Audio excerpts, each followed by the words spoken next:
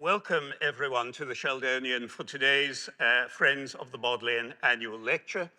I'm Richard McCabe, Chairman of the Advisory Council of the Friends, and it's my great pleasure to introduce this year's speaker, Bernardine Evaristo, the eminent creative writer and academic and current president of the Royal Society of Literature. Bernardine published her first book, Island of Abraham, a poetry collection, in 1994. And since then, she's produced numerous works of exciting and experimental prose and verse, including in 2001, The Emperor's Babe, which was successfully adapted into a Radio 4 play in 2013. In 2019, her novel, Girl, Woman, Other, shared the Booker Prize with Margaret Atwood's The Testaments. As well as being one of our foremost creative writers, Bernardine is also, of course, a highly accomplished academic, and these two aspects of her work are intimately related.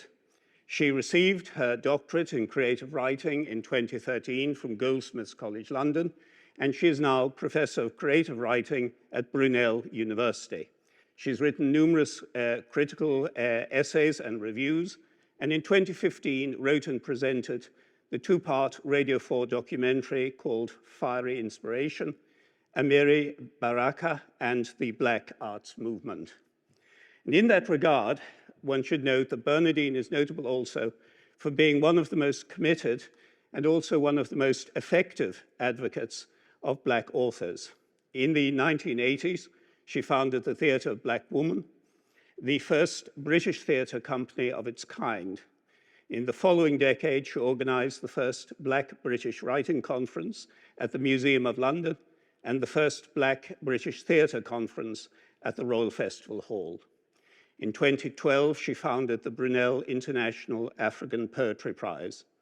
Currently, she is serving as ambassador for the proposal to endow a professorship in Black literature at Oxford in partnership with St. Anne's College, of which she is an honorary fellow.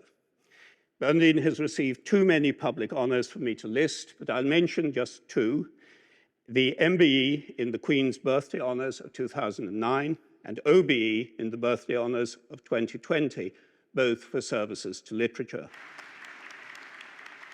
So, yes, this is called Bridging the Gap. There has been a lovely flourishing of literature published in the UK by Black women these past few years, relative to the paucity of books in the past.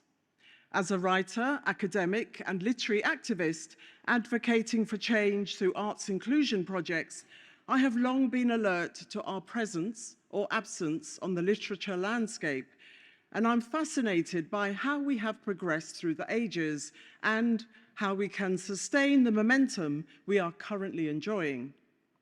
Literature exists in relationship to the various intersections that shape it: imagination, personal background, culture, education, geography, history. And when we Black women appear at the center of fiction as protagonists, the main drivers of narratives, it tends to be because we are the writers. This is not to say that writers can't or don't or shouldn't write centering other demographics. Creative freedom every time. Anything less than this spells censorship and the death of the imagination. It took a long time for us to be heard.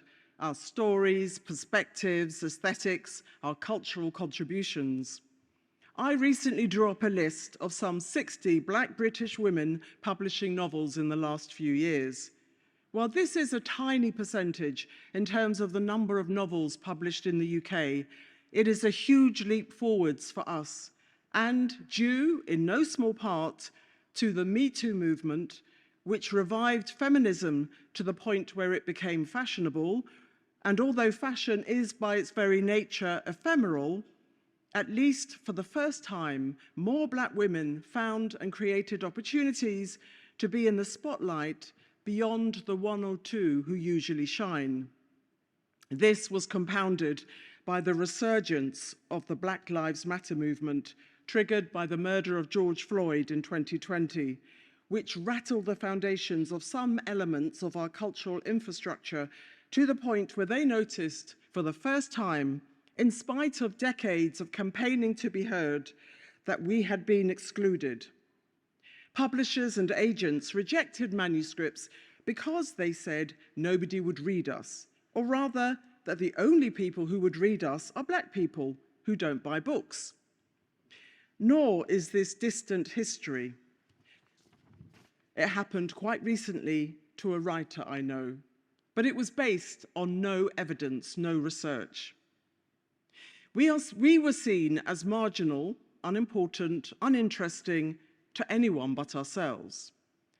In fact, a top agent told me that my 2013 novel, Mr. Loverman, was too niche. Actually, triple niche were their exact words, because it was about a Black, elderly, gay man. The question is, if this is niche, then what is mainstream? I think we know the answer. In 1994, Andrea Levy published her first novel, Every Light in the House Burning, one of the first, if not the first, by a British-born Black woman. Set in the 1960s childhood of the daughter of Jamaican immigrants, with a father, like Levy's own, who had arrived in Britain on the Empire Windrush in 1948. However, unlike the father in The Unbelonging, Mr. Jacob is portrayed through the eyes of his young daughter as a benign, responsible man who sadly descends into illness and dependency and eventually death. During the 90s and noughties, several young Black British women writers also wrote debut novels about Black girls and young women. Quite a few of these were arguably Bildungsroman, or novels of transformation, as described by Mark Stein in Black British Literature 2004, in which he asserts that this literature is about the formation of its protagonists, but importantly, it is also about the transformation of British society and cultural institutions. Even when the narrator is an adult, many of these novels feature child, young female protagonists, or involve a return to childhood through memory.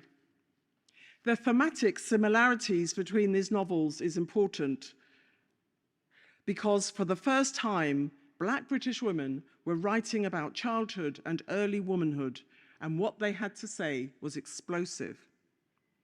For example, in Judith Bryan's Bernard and the Cloth Monkey, 22-year-old Anita returns home 2 years after her father's death, and we eventually learn that he sexually abused her from the age of 12, perhaps with her mother's tacit complicity, the wife he used to beat up.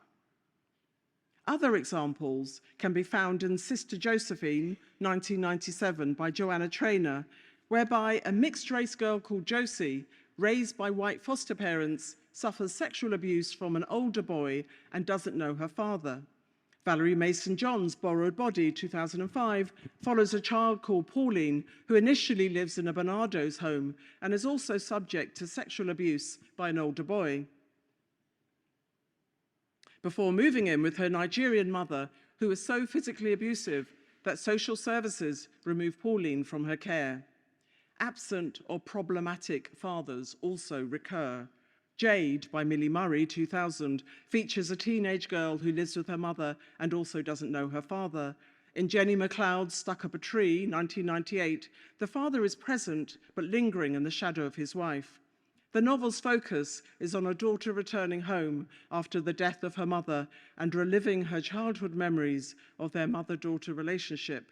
While there were many more of these novels, the silence had been broken. Black women were finally speaking out for the first time. Today, many of these writers are no longer publishing. The current crop of novels shows a much broader range of narratives than their predecessors, which is hugely encouraging. Diana Evans has just published her fourth novel, A House for Alice, a multi-generational family kaleidoscope set in London, and a sequel to her award-winning last novel, Ordinary People. Evans's project is to write about the ordinary lives of Black middle-class Britons, away from the patterns of gangs, street life, deprivation, and discrimination. Yomi Adegoke, a well-known journalist and editor, will publish The List this summer, a novel about a young couple whose relationship is disrupted by Me Too activism. Told from both the male and female perspective, this is a topical, important, and probing novel that thrashes out the moral issues around social media outrage and personal culpability. My career changed enormously once I had the Booker seal of approval. I went from book sales in the low thousands to well over 1 million. From 4 translations into foreign languages in 25 years of publishing books to over 66 translations in 2 years. Such is the Booker magic wand working miracles. After a quarter of a century publishing books, I find myself in a position where what I perceive to be the usual barriers to buying my books, that they are African diaspora focused, experimental and literary, have melted away, regardless of the visual packaging, backgrounds, classes, racialization and genders. People connect to the characters who are, after all, only human, along with all the complexity that suggests. There is universality in their specific realities, as is always the case. Although there is a perception that books about Black people aren't universal because they're about race, even though most of our books are not about race.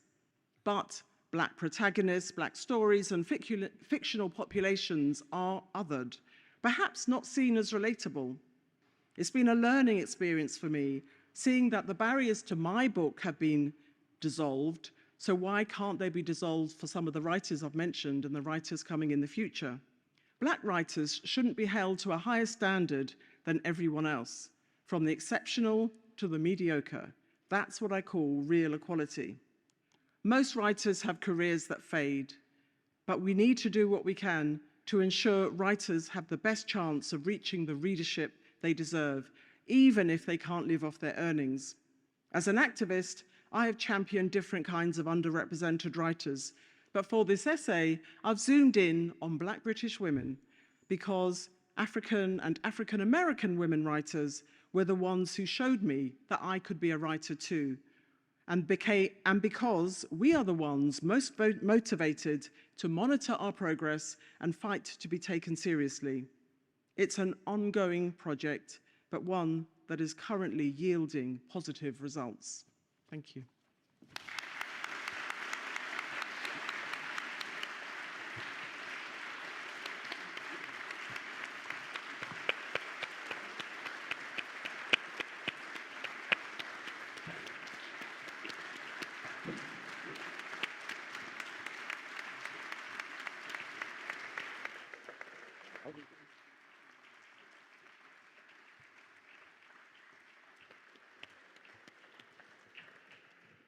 Well, thank you very much, Bernardine, for giving us such a trenchant analysis of the sort of prejudices that promote cultural exclusion, and a wonderful account of the writings that, in their sheer humanity, show those prejudices to be so misguided and damaging. And I know you've agreed to take some questions for a while. We have a roving microphone which will go around the hall. Hi, I loved your presentation. Thank you very much. It was very informative. I read your books and I love them. And I wanted to ask you, so this is a little bit correlated maybe to the previous questions, like how do you create your characters? So I think you have partially already answered, but is that one person or many factors that then end up in one character? So it varies from book to book. You know, unfortunately, when you're a Black woman writer, some people think you're always writing about yourself. So even, I've been touring recently, as I said, and, you know, people say to me, but they're all versions of yourself, aren't they? All the characters in Go Woman Other. I just don't know what to say anymore, because clearly 93-year-old Hattie in the north of England, who's a farmer, bears no relation to me whatsoever, right? And actually, I'm not that interesting, and I'm not interested in writing about myself. I'm interested in creating people who are not me. So I suppose, first of all, there's being interested in the people around you, as I said, observing, absorbing, nosing around, you know, trying to understand who we are as people. Some characters might be loosely based on people I've known. So there's a character in Go Woman Other based on somebody I know and don't like. And the thing is, she would never read the book, so she won't recognize herself. And actually, I had to work really hard to make this character complex, because I was judging her as I was thinking, you know, I couldn't make her empathetic. I didn't have any compassion towards her. And so I had to really work hard at that, but I was very aware that that's what was happening. So the other thing is, yes, use the people around you, but then you disguise them as well. Sometimes, you know, you do have to disguise them. So everybody I meet, everybody I talk to, you know, they all go into my kind of character factory, even though I'm not aware that that's, you know, I'm not consciously thinking, I'm going to use you one day in a novel. It just goes in. It just goes in, and I'm just aware that I'm stocking up on resources as a writer in order to write the characters that I do. And sometimes there are things people say that stick in my mind. So there's a character in, there's something that Barrington says in my novel, Mr. Loverman, and he says something like, he says, take it off your chest and put it on mine. And that came out in the book when I was writing it, and I remembered that I'd overheard somebody I know say that to somebody else. And I thought, what a lovely expression. Take it on your chest and put it on mine. And another thing was, God never sleeps. So there's a character in Mr. Loverman where she says, God never sleeps, because I also heard somebody say that. So there are sort of snippets of things. Occasionally a character is loosely based on myself. That does happen. But other than that, it is, you know, what I find is that when I start writing, the characters start to emerge. And if they're not lively enough, if they don't excite me, and if there isn't some humor somehow around them, if they feel flat and dead, then I have to let go of them, because what's the point? But sometimes I spend years on a book and I don't realize that I should have let go much earlier, and then I literally throw it away. So I do go down these dead ends, but eventually they lead to the book that I am going to write. So those are some of the things I play around with, or that go into creating fictional characters for me.